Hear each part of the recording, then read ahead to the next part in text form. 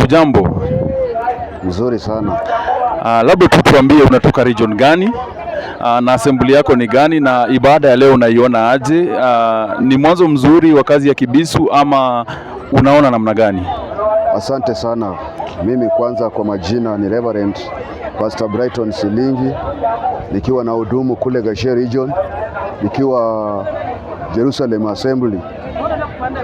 Basi kulingana na kazi ya leo ya ndugu Kibisu,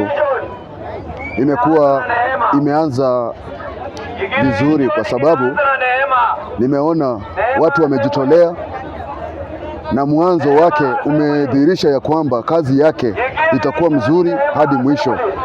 Kwa hivyo najua ya kwamba kazi yake itatendeka vyema jinsi nimeona uwakilishaji wa watu mahali hapa.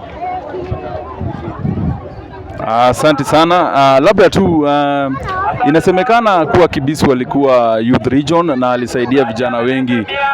Ni jambo gani tu ungependa kuambia wale ambao wanafaa kuiga mfano kutoka kwa Kibisu?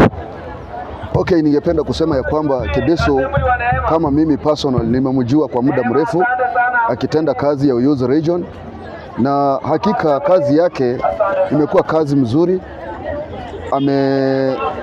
Ameandaa vijana na amefanya kazi mzuri katika Runda region.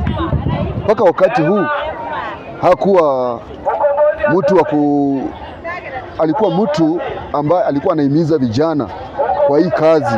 Kulingana na ile miaka ambayo amefanya hii kazi ya youth region, hakika kazi yake imekuwa kazi ya maana sana. Maana yake pia alikuwa anajua kutembea na watu. Ametembea mpaka huko Mwanzo region Kibera, ametembea kule Kawangware, ametembea kule Isili, ametembea kule Kangemi. Kazi yake imekuwa mzuri, ndio maana naona ukumbi wa watu hapa, watu kutoka maeneo mbalimbali wamefika mahali hapa kwa ajili yake na utendakazi wake. Asante sana mchungaji, wacha Mungu akutende mema. Tumeshukuru. Asanteni sana, mbarikiwe.